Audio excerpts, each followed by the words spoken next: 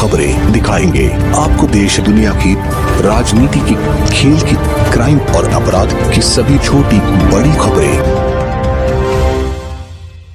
विधानसभा चुनाव से पहले बीजेपी को लगा बड़ा झटका। कोलारस विधायक वीरेंद्र रघुवंशी ने बीजेपी की प्राथमिक सदस्यता से दिया इस्तीफा। मध्य प्रदेश में इस साल के अंत में होने वाले विधानसभा चुनाव से पहले भारतीय जनता पार्टी को बड़ा झटका लगा है। शिवपुरी के कोलारस से विधायक वीरेंद्र रघुवंशी ने गुरुवार को भाजपा से इस्तीफा देने की घोषणा की। उन्होंने पार्टी के ऊपर खुद को नजरअंदाज करने का आरोप लगाया। आइए सुनते हैं और क्या कहा बीजेपी विधायक वीरेंद्र रघुवंशी ने। मैं किसी पद पर रहा हूं या नहीं रहा, मैंने सदैव जनसेवा को महत्व दिया है।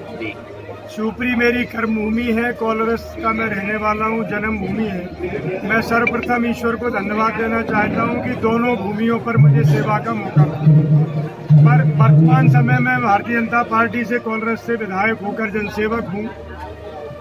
3.5 वर्षों से, जब से सिंधिया जी के सहयोग से भारतीय जनता पार्टी ने सरकार बनाई है, मुझे अपनी जनसेवा करने में अथाह पीड़ा का महसूस हो रही है और बर्दाश्त करना पड़ रहा है। सिंधिया जी के साथ आई हुई जितनी टीम है, चाहे वो मंत्री हो या उनके सपा सालार हो, अखंड रूप से भ्रष्टाचार में डूबे हुए हैं।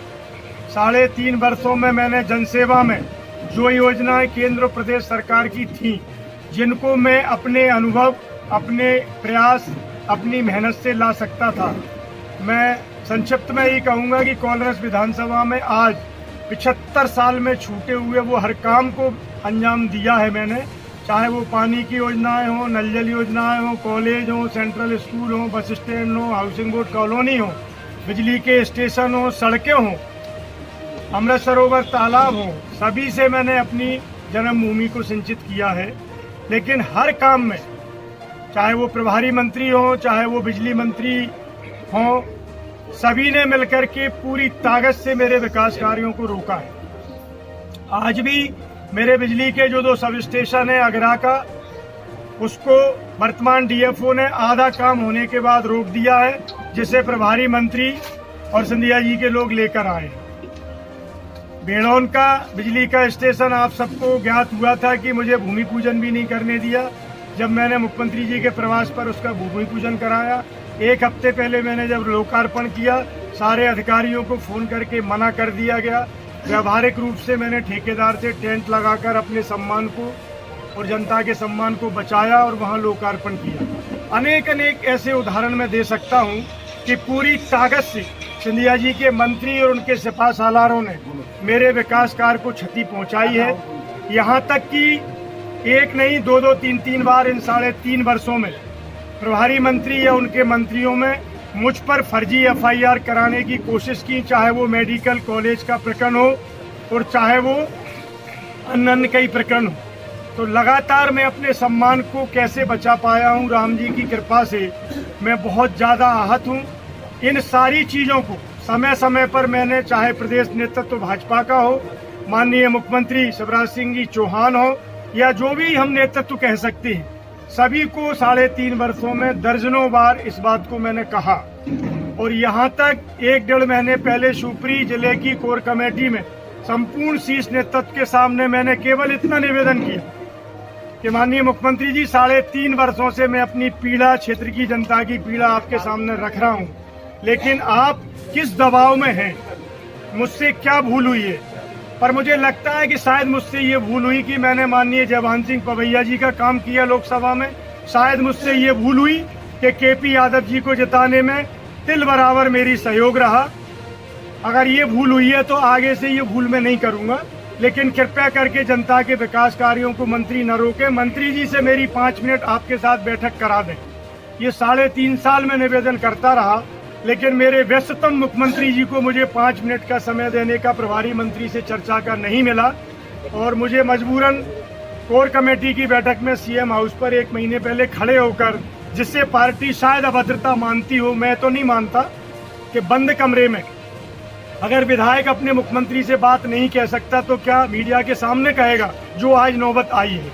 मैं नहीं चाहता था ये नौबत आए, पर मैं जनसेवक हूँ और मैं अपने मुंह से नहीं कहना चाहता कि राजनीति से 22 वर्ष में मैंने 22 रुपए का लाभ अर्जित नहीं किया किसी भी माध्यम से। अपने मेहनत की कमाई से, मेरे बेटों के व्यापार की मेहनत की कमाई से मैंने सारे चुनाव लड़े हैं, सारी जनसेवा की है। चाहे वो गौ सेवा की हम बात करें, चाहे मानव सेवा की करें, मैंने कोलारस विधानसभा में अपनी सेवा के सारे प्रयत्न करने की कोशिश की है। पर जब मुझे लगा कि भारतीय जनता पार्टी में ग्वालियर चंबल में या ग्वालियर गुना लोकसभा में भारतीय जनता पार्टी हमारी बात को सुनना नहीं चाहती है, व्यक्ति विशेष और किसी परिवार के दबाव में मूल भारतीय जनता पार्टी के कार्यकर्ता को यहाँ कोई शरण नहीं मिलने वाली है, तो मुझे लगा कि मुझे अब निश्चित रूप से इस परिवार से पृथक होना चाहिए। और इन पीड़ाओं के कारण मैं आज ये निर्णय ले रहा हूँ। प्रमुख कारण यही है। दूसरा कारण है, जैसे मैंने विधानसभा में शिवपुरी जिले के 2 वर्ष से चल रहे 84 करोड़ के घोटाले की बात उठाई विधानसभा प्रश्न के माध्यम से, तो मेरी शायद पार्टी को ठीक नहीं लगा हो, पर मैंने चर्चा की। उस चर्चा में केपी सिंह जी भी बोले, कांग्रेस के विधायक। लेकिन मुझे दुख है कहते हुए उन किसान भाइयों को हौसला और हिम्मत देना चाहता हूं, जिनके 10-10, 20-20 लाख रुपए जमा है, जिनके घर में दुर्भाग्य से किसी के कैंसर है, किसी की बच्ची की शादी होना है। लगातार 3 साल प्रयास करने के बाद उस विषय पर भी ना विधानसभा में गंभीरता से लिया गया, ना माननीय मंत्री अरविंद भदौरिया जी सहकारिता मंत्री ने उस विषय को लिया। अनेक बार, दर्जनों बार चर्चा करने के बाद मैं हताश हो गया। और आज वो जो गरीब किसान जिसका 10 लाख, 5 लाख, 20 लाख जमा है, उसको 2-2 हजार रुपए एक बार जाने पे मिल रहे हैं। तो इस तरह की जन समस्याओं की सहकारिता घोटाला। और चाहे गौ सेवा की बात करें, मैंने 2 बार विधानसभा प्रश्न लगाए हैं पिछले 1 सालों में कि गौ माता को केवल 15 रुपए आप अनुमान देते हो और 30 रुपए मिलता है आपका उत्तर प्रदेश में, और पड़ोस के राज्य कांग्रेस शासित राज्य राजस्थान में भी इससे अधिक मिलता है। तो मैंने विधानसभा प्रश्न के माध्यम से भी गौ माता की चिंता करने की कोशिश की, क्योंकि मेरा विशेष लगाव है।